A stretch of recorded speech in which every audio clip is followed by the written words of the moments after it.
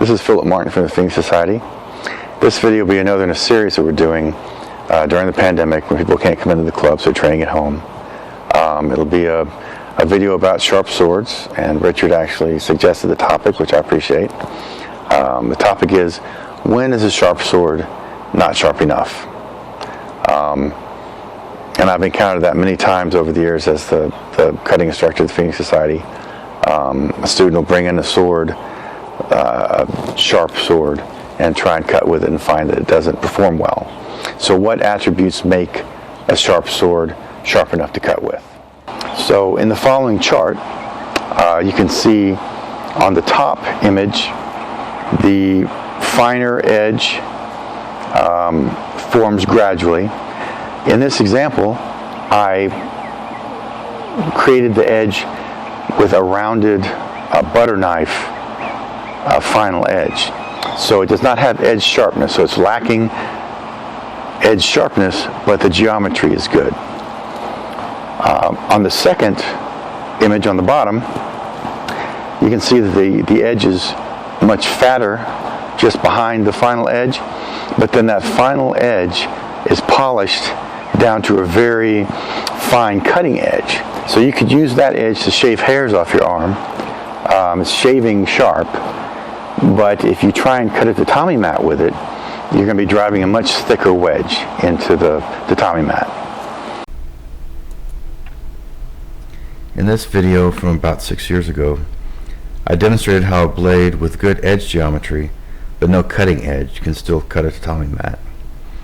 Here I'm running my hand over the entire blade and showing that there's no final cutting edge, no edge sharpness. This is my old border watch sword with an Albion blade, hilt by Kristen Fletcher. It has a butter knife edge, but the geometry was well done by Albion.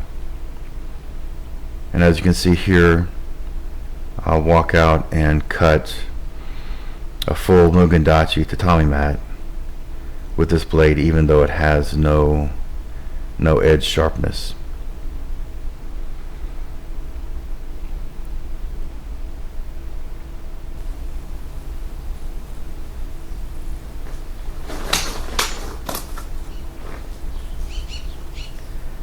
The gradual edge formation producing a fine edge allows it to split the tatami mat without actually having a sharp final cutting edge. Now on the other hand, if you have a sword with a thick edge, but the final cutting edge has been polished to shaving sharpness, then it'll cut things like water bottles very easily. Whereas the border watch with the butter knife edge would just knock the water bottles over probably, or maybe it would cause them to explode. They might end up in two pieces, but they wouldn't be cut. They would be split apart, basically. So if you're just cutting water bottles, then perhaps a sharp edge, sharp final cutting edge, is all you would need for that. But again, if you then take a tatami mat, try and cut it with that thicker edge, it's going to have trouble going through. Ideally, you want to have the fine edge geometry and the shaving sharpness together, which then will cut through just about any cutting medium very well.